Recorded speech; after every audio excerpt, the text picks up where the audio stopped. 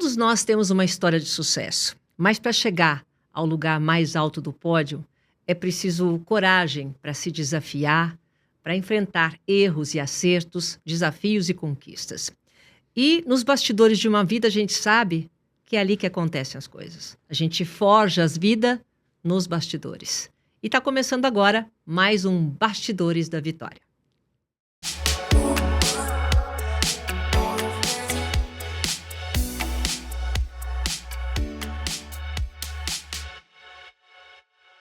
Um dos grandes orgulhos da minha vida foi poder participar como jornalista da cobertura de 5 Olimpíadas. Mas eu sempre me perguntei como é que esses mega eventos são formados, são organizados, que estrutura, que mega estrutura que tem que ter.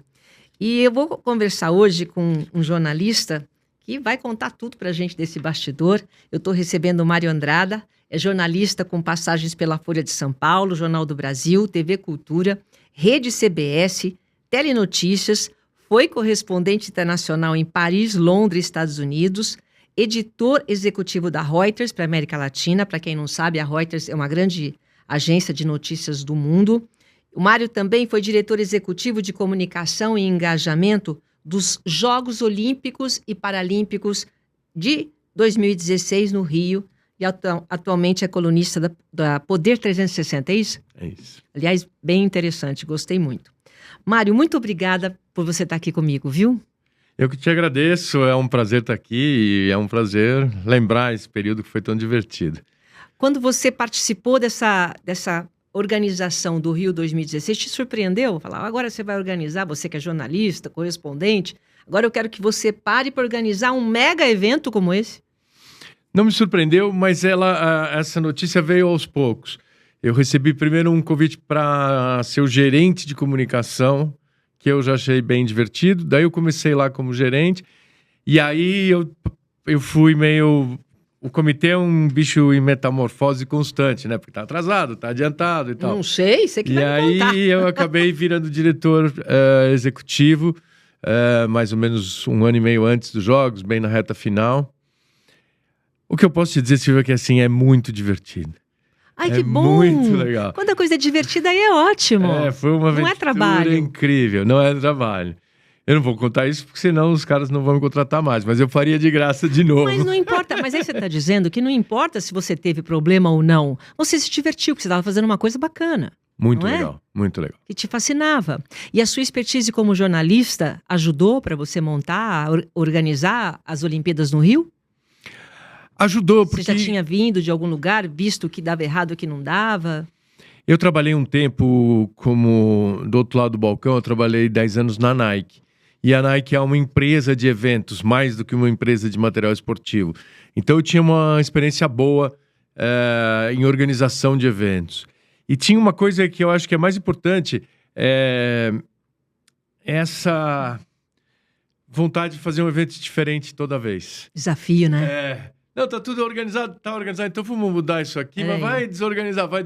Vamos desorganizar primeiro, depois a gente organiza de novo. Isso eu aprendi na Nike e isso foi muito útil no projeto olímpico, digamos. Eu queria começar pela escolha da sede. Como uma cidade é escolhida para a sede de uma Olimpíada? O que ela precisa fazer? Quais são os desafios dessa cidade? Então, até 2016, as cidades se candidatavam. E aí chegou uma época, um pouco antes, lá por 2015, que algumas cidades começaram a retirar as candidaturas. Então, por exemplo, Estocolmo estava interessado em fazer os Jogos de Inverno, daí fez uma consulta popular e a maioria da população falou, não queremos. Então, Estocolmo saiu. Tinha outras cidades que tinham medo de um jogo de cartas marcadas, então Budapeste não confiavam. Entrou, depois saiu. E aí teve a famosa Agenda 2020, que foi, na verdade, votada em 2016, onde o COI mudou o esquema. Então, o COI agora convida algumas cidades. Comitê Olímpico Internacional convida as cidades a se candidatar. Eles escolhem. Então, você pode ser candidato a ser convidado. Mas você não é mais candidato aos Jogos. As más línguas dizem que isso aconteceu por causa do Rio, por causa da preparação do Rio, que não estava nos padrões olímpicos, mas não foi por isso. Foi mais para o COI ter um controle de magnitude. Sem querer desmerecer nenhuma cidade no mundo, mas vamos supor que está na época da candidatura e o COI recebe candidatura de Osasco, Carapicuíba e Maricá. As outras cidades não se inscreveram. Eu não tenho nada contra nenhuma dessas 3 cidades. Mas acho que seria difícil elas organizarem os Jogos Olímpicos.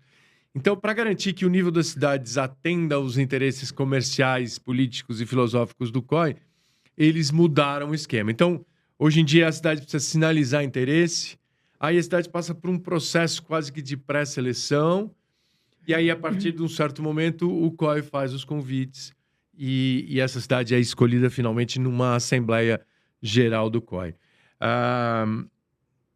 O caso de Paris, por exemplo, foi o primeiro que caiu nessa escolha, digamos assim. Mas Paris se candidatou? Paris se candidatou, mas acontece que quando Paris estava... Primeiro assim, depois do jogo, quando Paris assistiu os Jogos de Londres, a França falou também, quero. Por quê? Porque os Jogos de Londres foram muito bem sucedidos do ponto de vista comercial, do ponto de retorno vista... para Londres, para Inglaterra. Retorno para Londres, retorno para o COI, retorno para os patrocinadores. Foi uns jogos que não teve grandes problemas. Teve um problema de segurança uma semana antes de começar, mas depois ele foi tranquilo. Os ingleses tinham bastante dinheiro, tinham bastante organização e tal. E foram jogos magníficos. Aí vizinhos, né, do outro lado do canal, daí Paris falou, também quero. Também quero. E o COI ficou muito contente de ter Paris, uma capital... Mas não tinha uma coisa também com os Estados Unidos? Vou chegar lá agora. Tá. Aí estava tudo ensaiado para Paris. Inclusive, Paris foi divertido porque foi uma estrutura nova. Não era a Federação Francesa, o Comitê Olímpico Francês. O Tony Estanguet, que é o diretor-geral, cumpriu o papel que o Seb Coe teve em Londres. Ele era um atleta, ele tinha trânsito na política, mas ele tinha um projeto novo para a França. Aí estava todo mundo feliz com Paris vai ser ótimo e tal. E aí apareceu a candidatura de Los Angeles. Tipo, também quero? Tipo, nós também vamos entrar nessa. Para competir com vocês. Tá. E aí, o projeto de escolha ficou meio em xeque. Porque como é que nós vamos escolher entre Los Angeles e Paris? Aí teria que ter um outro critério do COI. Aí o COI fez o critério diplomático, chamou todo mundo para uma mesa, trancou a porta, falou como é que a gente resolve. Eu não estava lá dentro, mas eu estava lá perto, estava no mesmo hotel. E aí foi feito um acerto assim. O COI falou, Paris está mais adiantada, a gente está precisando está na hora de uma Olimpíada Europeia, porque teve uma Olimpíada na América do Sul e teve uma na Ásia. Então, a gente está pensando em fazer Paris primeiro. Aí Los Angeles falou, mas não sei se a gente vai ter dinheiro para sustentar o comitê organizador por mais 4 anos. O comitê organizador de Los Angeles já estava tudo montado e já estava com gente trabalhando e tal. E aí o COI resolveu do jeito que ele costuma resolver muitos dos problemas. Falou, não, quanto custa? A gente banca. Aí o COI bancou, não sei qual é o formato e... Não tenho ideia dos valores atualizados, mas na época era uma conta de 500 milhões de dólares. Ele bancou 4 anos do Comitê de Los Angeles. Para esperar a vez deles. Para esperar a vez deles. E aí ele encaixou Paris e logo em seguida Los Angeles. Do ponto de vista empresarial e comercial, golpe de mestre, porque... Já tenho 2 garantidas. Eu tenho 8 anos de negócio garantido. E com isso ele conseguiu vender... por exemplo, direitos de TV, publicidade. Dá tempo, né, Mário? Deu para os 8 anos. Dá tempo. O COI ganha mais ou menos, ou lucra, depende do que você quiser pensar, mas ele tira mais ou menos 4 a 5 bi de dólares por Jogos Olímpicos. 4 a 5 bi? Para ele? COI? Para a organização olímpica, para o movimento olímpico. Isso? Mas isso vem da onde? Isso vem de direitos de televisão, grande parte, e vem de patrocínio. Os famosos patrocínios olímpicos do COI. Então, por exemplo, Coca-Cola, Panasonic, Nossa. Atos, Omega, E as televisões também, principalmente a NBC dos Estados Unidos. Foi o primeiro fortuna, contrato de direitos acima de $1 bilhão. Uau, como roda dinheiro nisso, hein? Roda um troco. Roda. Mas também tem uma grande repercussão, né? A cerimônia de abertura dos Jogos Olímpicos é tradicionalmente o evento de maior audiência no planeta. O Mário, você já deve ter ido em muitas, né? Ou não? Eu fui em algumas, não fui em muitas, mas eu fui em Sydney, Mário, que emoção, Atlanta, que Londres isso? e Rio. Que emoção você saber que você está num lugar que o mundo inteiro está ali bem vendo, legal. que você é um privilegiado. Eu não sei, acho que a minha foi em 90... não lembro qual foi. Foi a de Los Angeles. Que data que era? 84. 84. Eu lembro que eu estava sozinha. Você foi com 10 anos? Obrigada. 84, eu lembro que a gente ganhou ingresso, mas era tudo separado. Então, quando eu estava naquela Olimpíada que voou aquele... Teve O aquela cara coisa, voou, voando. Astronauta. O astronauta Com a mochila, voando, com a foguete. mochila. Aquilo para mim, e eu chorava, porque eu não tinha ninguém nem para conversar, para falar, porque foi separado. Então, a cerimônia de abertura e de encerramento também é fora de série. Isso daí, essa preparação também é feita no caso, pela cidade ou pelo COE? Tudo em conjunto? Não, pela cidade. Pela cidade. No caso de Paris, a gente está tendo uma coisa diferente, né? Não vai ter abertura, vai? Vai ser... Não, a abertura vai ser na rua? Vai ser no Rio Sena. Então, essa coisa da abertura foi meio assim, por exemplo, eu lembro que na época do Brasil, a gente queria colocar em Copacabana, em Pão de Açúcar. Aí Paris pode colocar no Sena? Não, mas isso é normal na política esportiva. Tinham coisas que pra gente não permitiram. Por exemplo, a primeira ideia era colocar em Copacabana. Imaginou que delícia a abertura aí lá? Eles alegaram falta de segurança e tal, problema de segurança. Depois, quando o Maracanã começou a atrasar, já com toda a preparação em andamento, a gente fez um projeto paralelo para a Praia de Botafogo, ali no que seria pé do lindo, Pão de Açúcar. E eles também não toparam por causa de trânsito. Ele falou, vai dividir a cidade em dois, o trânsito vai colapsar. No Rio de Janeiro é complicado, né? Não era tanto assim, mas é. Agora, duas coisas que eu queria falar. Primeiro, você falou de Los Angeles, você estava nos Jogos. Eu fui para Atlanta como repórter pelo JB e fui para Sydney com a Reuters. As agências, como elas cobrem vários eventos, elas fazem um pool e elas têm ótimos lugares. Tanto de ingressos como posições de comentarista e tal. E eu estava em Sydney na primeira fila. Uau, na cerimônia de abertura. E a cerimônia de abertura começa, entram uns cavalos, uns cowboys, tipo a Conquista da Serra. Sim. E um cavalo parou assim, a 10 centímetros do meu nariz. Com aquele bufando e tal. E eu falava, não Você não se mexia. Eu tô aqui, mas tô sentindo o cheiro, sabe? É uma emoção grande. Impactante. E no Rio teve ainda uma situação assim, surreal. No Rio eu fui também, hein? No Rio eu fui também. Teste da cerimônia. Que eles chamam em inglês de full dress rehearsal. Um ensaio completo. Tá. Então foi um dia antes. Pro qual ver se não tinha nenhuma coisa que, sabe, coisa política e tal. Um ensaio. E para ver se funcionava tudo. E aí você abre esse ensaio para os voluntários e para o pessoal do comitê, o pessoal da prefeitura, todo mundo que está trabalhando. Tá. Então era assim, Maracanã lotado. De pessoas? 80 mil. Deixaram. 80 mil. Só de voluntário tinha quase 40 mil. Tá. Funcionários. Só de quem estava trabalhando mesmo. Tá bom. Mas com ingresso sentadinho na arquibancada. Então, Maracanã lotado, tudo pronto, vai sair a cerimônia na íntegra. E eu tive que andar até o centro do gramado e agradecer a presença e falar das regras. Você que falou? Que legal. Não podem ser fotografados, não podem filmar, não vamos contar pra ninguém, porque as pessoas têm essa emoção, porque era a cerimônia inteira. E aí é bem louco, porque você caminhando até o centro do Maracanã, olha o Maracanã lotado e você falando no microfoninho lapela. Não é uma emoção? Pra todo mundo. Eu me lembro na hora, falei, putz, minha mãe vai perder essa. Não, mas pra você, né? Uma coisa assim, você fala, olha onde eu tô.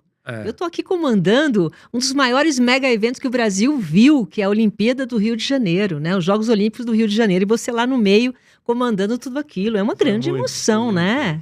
Foi um negócio inesquecível.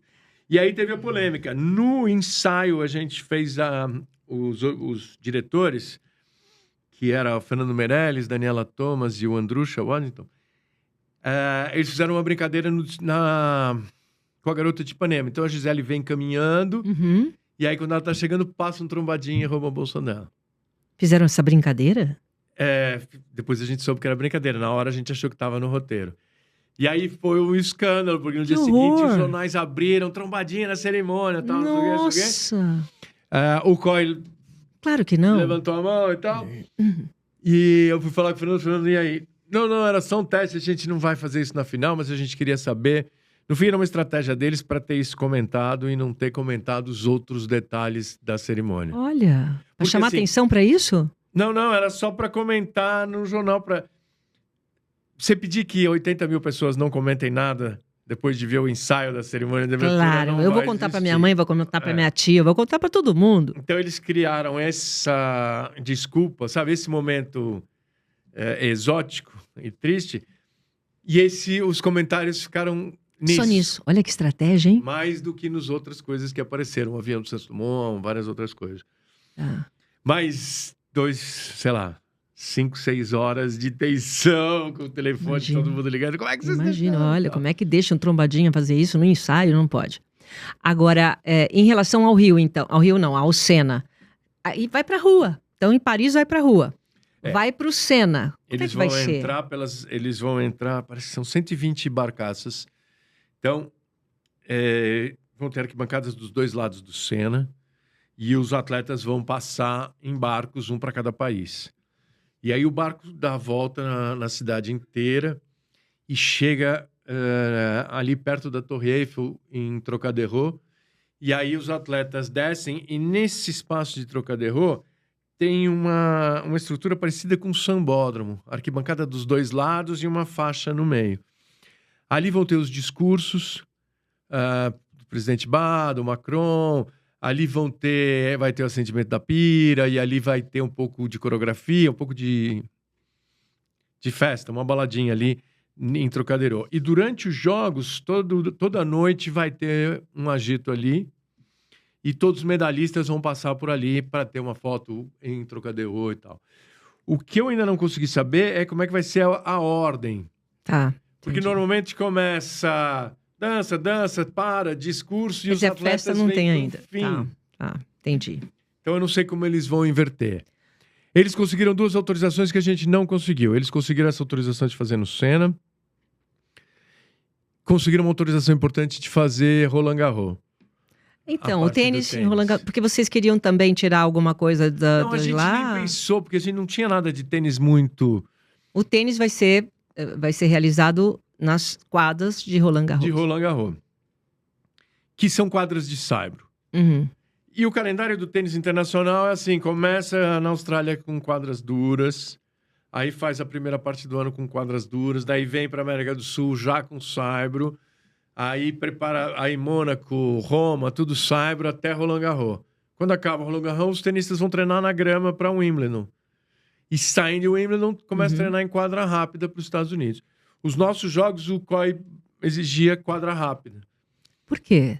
Porque os atletas saíam do Olimpíada do Rio e iam... Para poder ter a sequência. Para não interromper a preparação do US Open. Mas é interessante isso. Quer dizer, de acordo com a preparação deles, eles colocaram... no calendário anual do tênis. Tem Entendi. a fase de quadras rápidas, saibro, grama e quadras rápidas. E aqui no Brasil queria fazer fora também? Não conseguiu? A gente não tinha outra opção, né? Tá. Porque aqui no Brasil não tem... Apesar do Brasil Open, que é feito no Jockey, mas naquela época não tinha e não era um torneio. Roland Garros é um dos 4 do Grand Slam, então se justifica. Essas decisões de pegar, por exemplo, lugares históricos, isso daí é normal, né? Quando tem uma Olimpíada num lugar. Então, a Torre Eiffel para o vôlei, que vai ter. Vôlei vai ser Torre Eiffel, Versailles vai ser Versailles para o hipismo vai ser todo lá. Agora, eu fiquei meio assim com o surf. Quer dizer, não foi a única. Paris e o surf vai ser no Tahiti. 26 horas de voo de Paris. Isso é bem inédito. Isso é bem inédito. A gente sofreu um pouco com isso e o COI bateu. Foi só o COI. Mas, enfim. Por exemplo, a meca da canoagem no Brasil é Foz do Iguaçu. E a gente teve que fazer uma piscina de canoagem em Deodoro. Porque a gente não queria... A gente queria que todos os atletas ficassem no Rio. Tinha uma pressão muito grande de várias entidades e do COI também, para levar o iatismo para Búzios, por causa da poluição na Baía da Guanabara. E a gente resistiu, não levou. Essa foi a única batalha que a gente ganhou. Vai ser tudo no Rio. Vai ser tudo no Rio, e iatismo vai ser na Baía de Guanabara. Primeiro, você quer fazer onde seja mais favorável para os seus atletas. Claro. Então, no iatismo, o Torben deixar claro, vamos competir aqui, porque aqui a gente... Ele estava falando especialmente da Martini e da Caena, que na Baía de Guanabara não tem para ninguém, entendeu? E tinha uma galera, principalmente a galera de wind, queria fazer em Búzios por causa dos ventos, e é um vento mais linear e mais rápido. Mas ajudava só o wind e prejudicava os outros. Então, assim, o país organizador tem algumas vantagens que ele usa para favorecer os seus atletas. Tá. Teahupo foi um jeito deles homenagearem as colônias francesas. E é estranho, porque assim, tem praias na França que o pessoal surfa e que tem campeonatos. Sim. Mas Teahupo... Isso é bem inédito mesmo. É a melhor onda do mundo, é a praia mais perigosa do Tahiti? mundo. Vai ser emocionante, hein? Então eles quiseram levantar o nível. Eu penso, mas ninguém me disse, o visual do surf no Japão não foi aquilo que se esperava. As ondas eram pequenas, a praia era quase que uma praia urbana, assim, sabe? Não tinha aquele astral. E aí acho que os franceses foram para Teahupo e falaram, olha, Teahupo na prática é o Maracanã do surf, não tem como mudar. Agora, você tem eu estava vendo no sentido de receber esses atletas, né, vai ser a primeira vez, tem umas coisas inéditas que acontecem em Paris. O hipismo, por exemplo, hipismo, adestramento, tem a presença feminina. Eu estava vendo aqui, o único esporte que vai ter equilíbrio, por exemplo, prova de salto, adestramento, cross-country, mulheres e homens, éguas e cavalos competem pela mesma medalha. É a única atividade. Por quê? Porque cavalo e égua é a mesma coisa? Não tem força diferença? Porque vão ganhar mesma medalha, mesmo prêmio, é a única modalidade, não é? É a única modalidade. O hipismo. Duas coisas. Paris é a primeira edição dos Jogos Olímpicos na história que vai ter 50% de atletas mulheres e 50% de atletas homens. É a primeira vez que vai ter igual. Em Tóquio, pra você ver como esse objetivo é buscado e pesquisado, em Tóquio eles chegaram a 48% de mulheres. Que eles já queriam que fosse meio a meio. 48% é quase meio a meio. Dá pra um bom político bastante. Fala que é meio a meio. E eles, agora é 50%. A questão do hipismo é assim, os cavalos em geral, os cavalos são mais fortes e mais robustos que as éguas, mas como não tem discriminação no mundo animal assim tão grave como entre os humanos, existem inúmeras histórias de éguas que ganham de cavalos tanto no turf quanto no hipismo. Inúmeras. Então não tem grande diferença... De força, de potência. De força, de potência. Até o final dos anos 70, o hipismo subia muitos obstáculos. Agora chegou num nível que não dava mais. Então agora os obstáculos não são tão altos, por padrão olímpico, são de 1,60 m. E eles trabalham muito com a posição dos obstáculos, com a dificuldade da pista. Então, nesse universo, as éguas podem competir tão bem quanto os cavalos. E as amazonas competem tão bem quanto os homens. Não tem uma diferença de força ou de... É muito polêmico a questão das mulheres, mas no hipismo não tem vantagem você ter um cavalo... Você pode ter uma égua... Uma das éguas mais famosas do mundo do hipismo era uma égua que chamava Miss Globo, era montada pelo Filipinho. Nos anos 70, uma égua de propriedade da família Marinho era o melhor cavalo do mundo e era uma fêmea. Uhum. E nos últimos edições dos Jogos, praticamente sempre teve uma mulher no pódio, ou ganhando. Do adestramento. No adestramento elas dominam. No cross-country tem ótimas amazonas, inglesas e neozelandesas. Ótimas, assim, multimedalistas. E no hipismo tem várias mulheres. A filha do Bruce Springsteen, por exemplo, é uma amazona de primeiro nível, foi da equipe americana em Tóquio e deve ser da equipe americana de Paris. Olha, meu ídolo. Bruce Springsteen. E a filha dele monta um arrasa. Muito, muito bom. Ô Mário, eu queria abordar essa questão da mulher nas Olimpíadas, né, nos Jogos Olímpicos.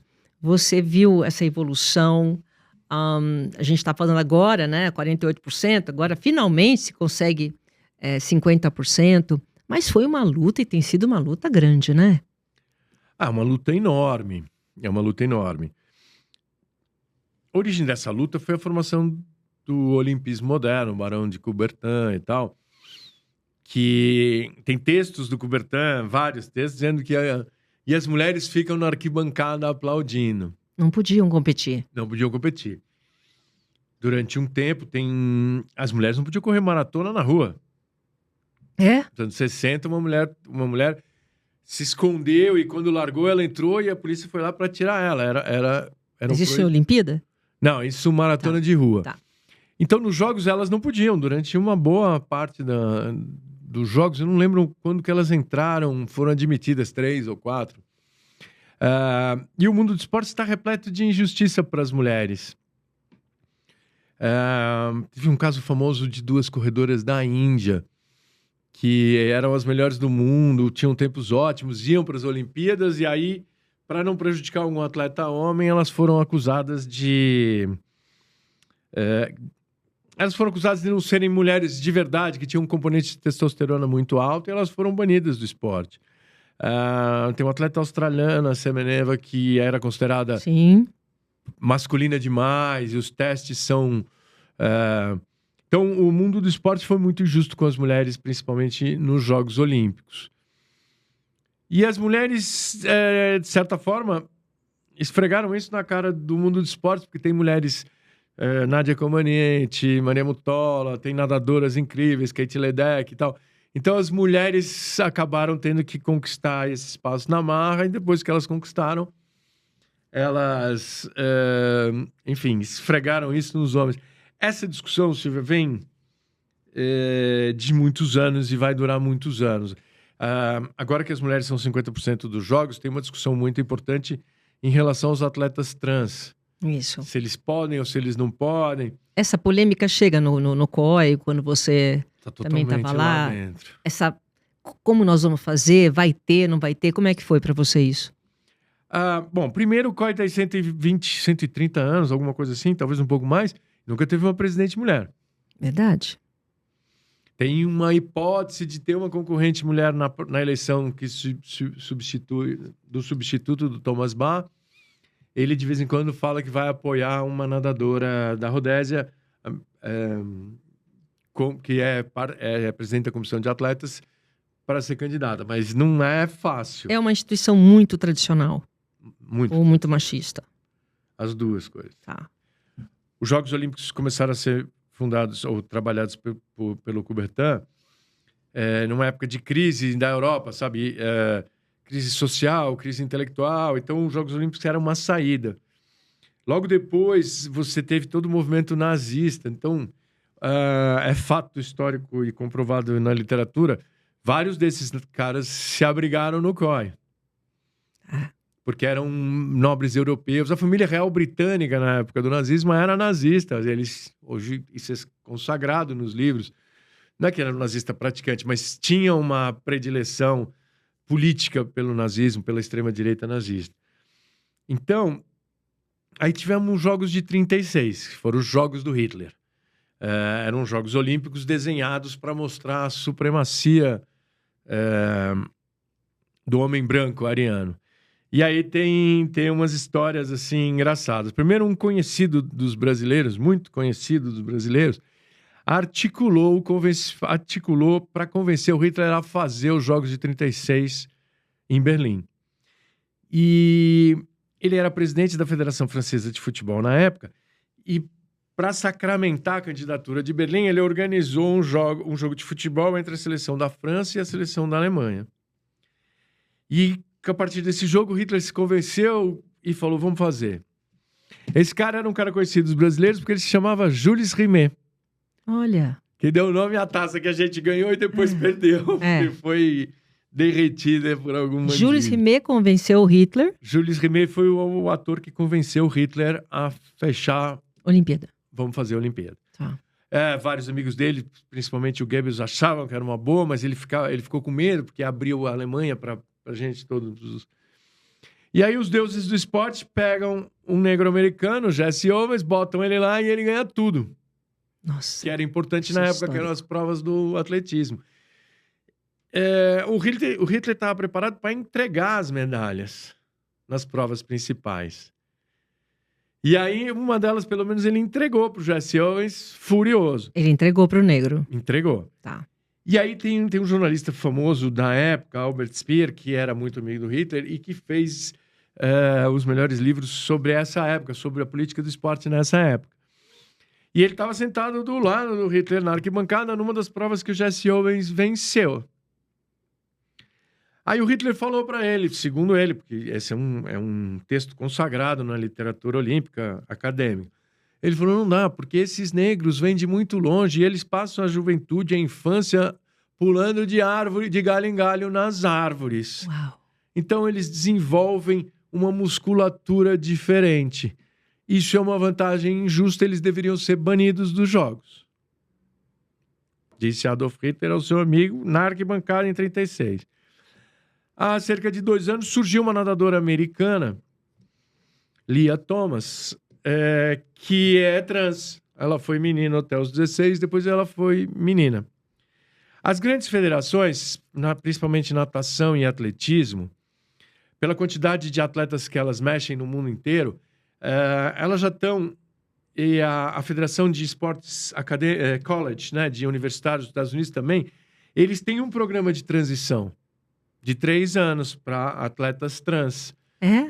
Já é uma evolução. Já é uma mega evolução.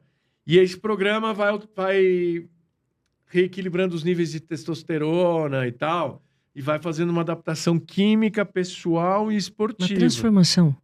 Para poder competir para que a da mesma forma. Trans se transforme e com os níveis adequados de testosterona para competir. Testosterona foi o primeiro doping célebre, né? Não foi o único, mas foi o primeiro. Mulheres tomavam testosterona para ficar mais fortes. Para poder ficar forte. Era uma droga famosa com as atletas da Alemanha Oriental, na época do comunismo e tal, que dominaram os jogos durante muitos anos. A Lia fez esse processo, estava apta a competir, vai para a primeira competição, destrói tudo, destrói todos os recordes. Aí, as mães das atletas americanas entraram na justiça com argumentos de que a Lia foi homem até os 16 anos, portanto... Desenvolveu músculos que tomam vantagem justa. E elas ganharam na corte americana.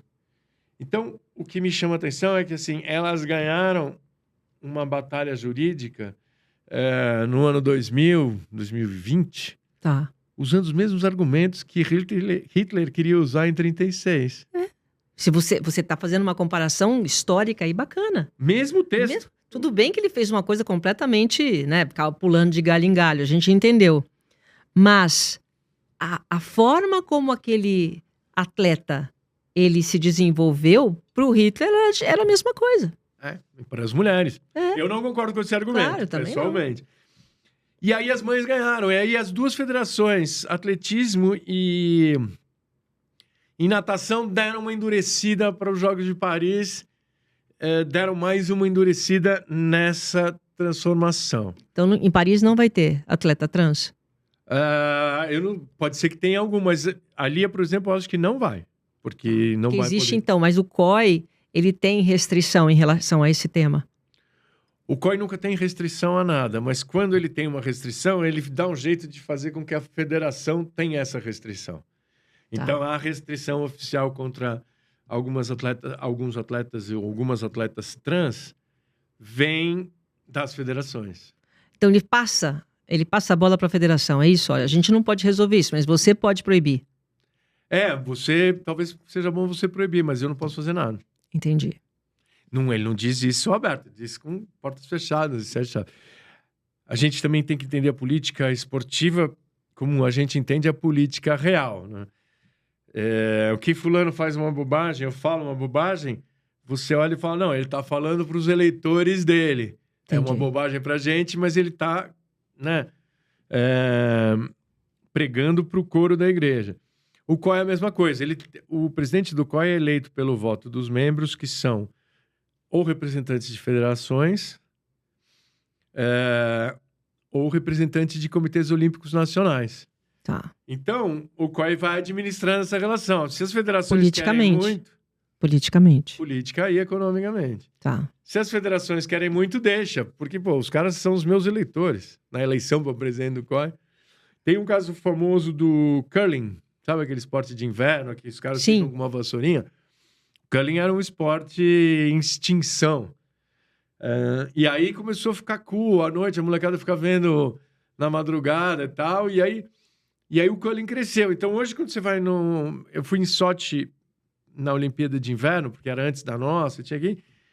O maior estádio era o de hóquei, o segundo maior era o de curling.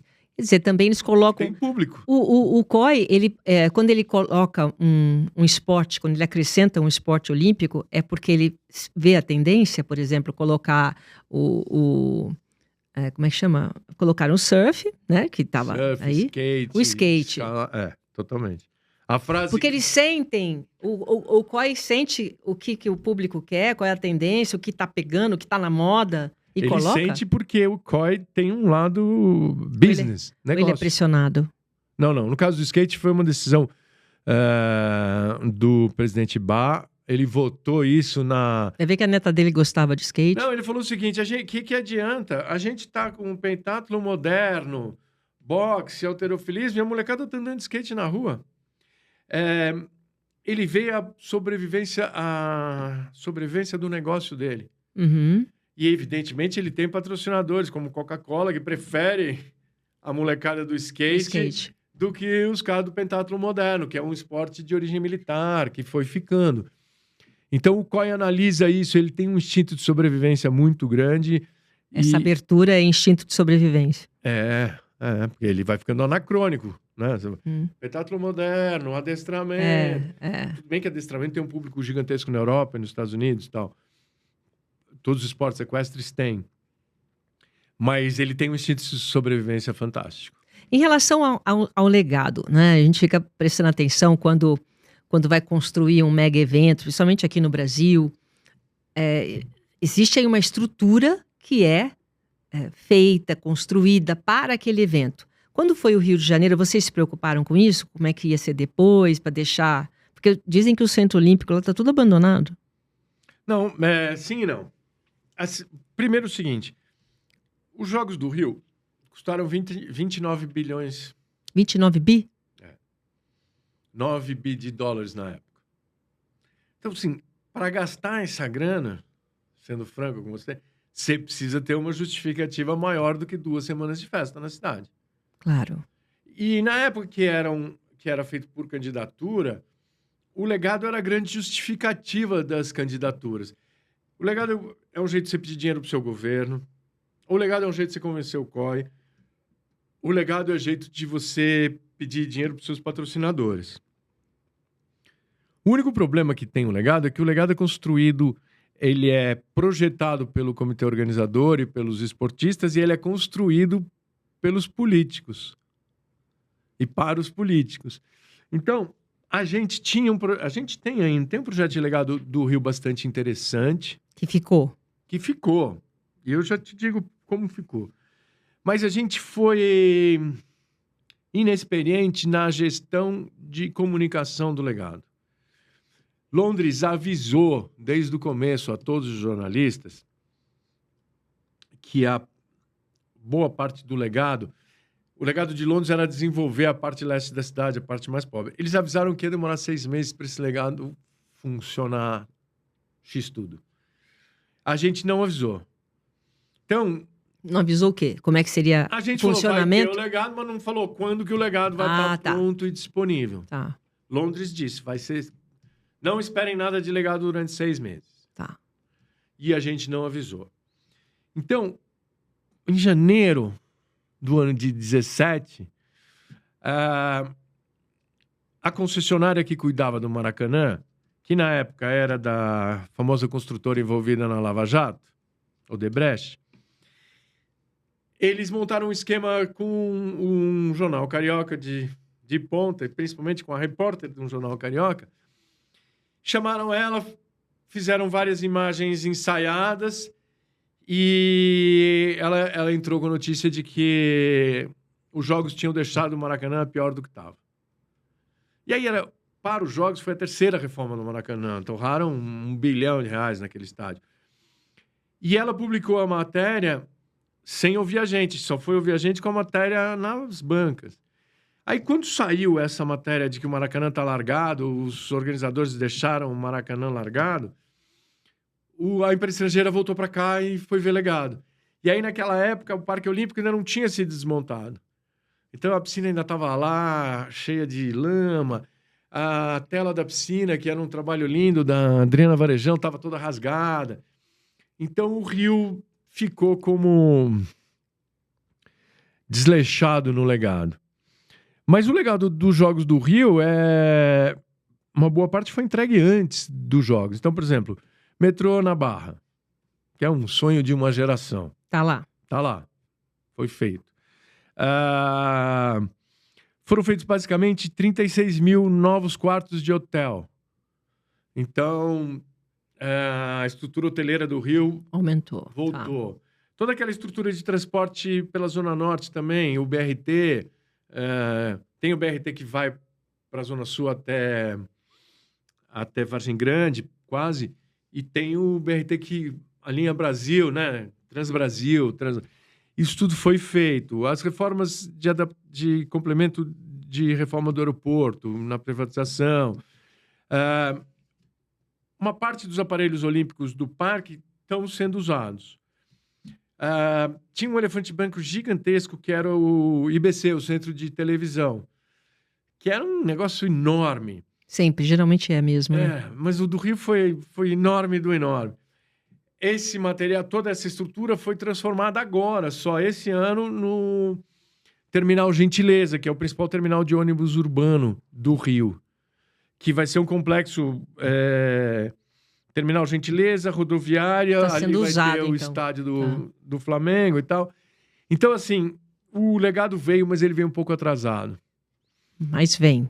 Quer dizer, quando você vai se candidatar como sede, você já coloca tudo isso? Nós vamos fazer isso, nós vamos mudar isso? 50% da sua vitória na candidatura. Mas você apresenta isso, olha, nós vamos fazer tudo isso, como por isso que a gente... os argentinos, com luxo de detalhe.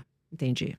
Tá. Então a gente tinha uma arena do parque que ia virar uma escola. Ela virou uma escola, mas não virou escola seis demorou para virar, tá, mas entendi. Tem uma escola lá. Tá.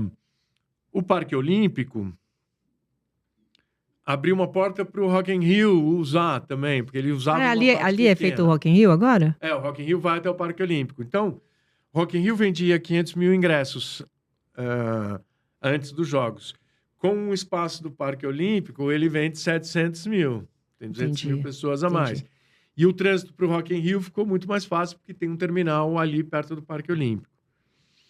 Mas... Esses aprendizados todos vocês passam, por exemplo, assim como o Japão avisou vocês? A gente passa tudo. Você passou tudo também? Quando acabam os Jogos, por exemplo, 2 meses depois dos Jogos existe uma comunicação entre as cidades? Tá. No Rio, nós fomos para o Japão. Londres veio para o Rio e fez um briefing gigantesco. Área por área. Tem um briefing de logística, de administração dos resíduos e lixo, de comunicação, todo mundo. E é um briefing de uma semana, cada área faz o seu. Então, Londres veio para cá, foi para o Rio, e nós fomos para Tóquio. Tóquio foi para Paris, tem um briefing, tem uma estrutura de briefing oficial. Várias pessoas de Tóquio estavam no Rio e acompanhavam a gente de perto e tal. Tem tudo isso. Quer dizer, é uma coisa bem feita, na sua opinião? Putz, mega bem feita. Para construir esses mega eventos, tem que ser uma estrutura muito bem feita. Você, na sua opinião, você que estava lá dentro, é uma coisa que te impressionou. É bem feito. Não resta a menor dúvida. Tem o nível de detalhe e o nível de... Uma historinha que aconteceu comigo.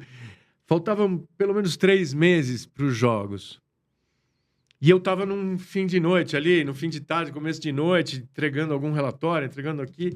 Aí chegam dois rapazes, 2 jovens, assim, um garoto de óculos e tal, não sei o quê, muito simpáticos, muito assim, falam, não, a gente é da área de resíduos e a gente quer saber mais ou menos qual a quantidade de lixo que comunicação vai gerar durante os Jogos. Aí eu falei, querida, faltam 3 meses, eu não sei se a gente vai chegar nos Jogos. não tenho, sei lá, põe aí o suficiente para pizza e Coca-Cola, que é a base da alimentação da turma. Não, mas a gente precisa começar a planejar e tal. Aí eu perguntei para ela quais áreas que já tinham entregue a sua previsão. Aí ela falou, marketing já entregou. Eu falei, então dobra o que marketing entregou. Entendi. E vai ser a nossa. Entendi. Então, assim, moral da história, tem umas áreas de trabalho que começam a se especializar nesses micro detalhes para mostrar a eficiência. Entendi. Tem umas áreas que começam a resolver problemas grandes porque a eficiência deles é obrigatória. E tem parâmetros bastante loucos que você tem que seguir. E que você tem E que... você, além disso tudo, ainda tem que preparar para a Olimpíada? É paralelo isso? Porque vem logo depois, É né? complementar.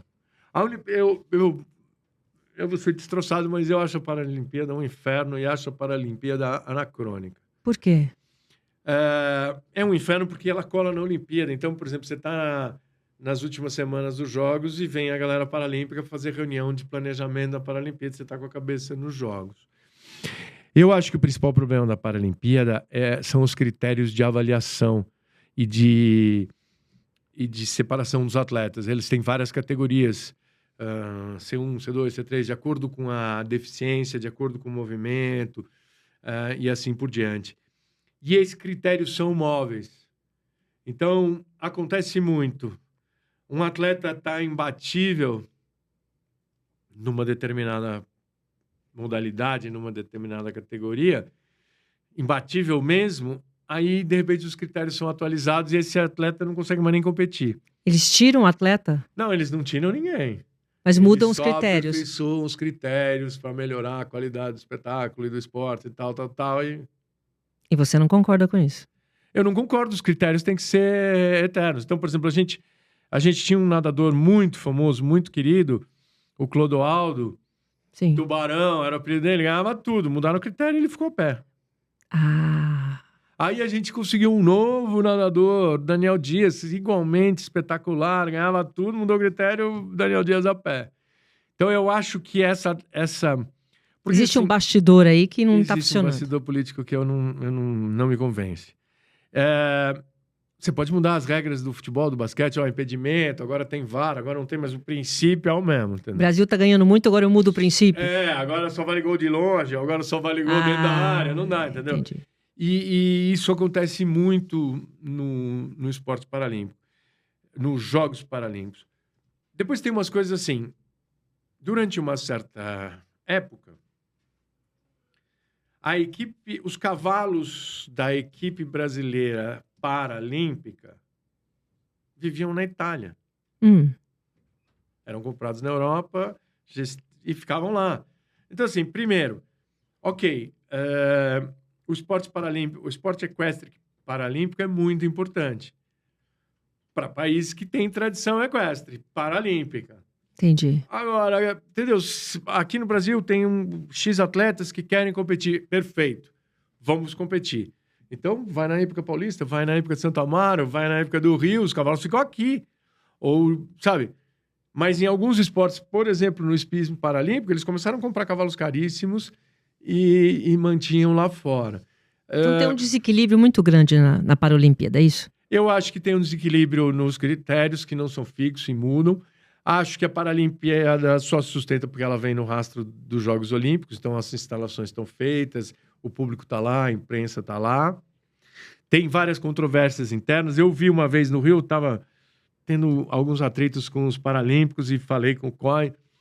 E aí um cara do COI me ligou e falou, fica tranquilo, porque tem um movimento grande aqui de trazer os Jogos Paralímpicos de volta para a nave-mãe, ou seja, de volta para o COI e não para o Comitê Paralímpico.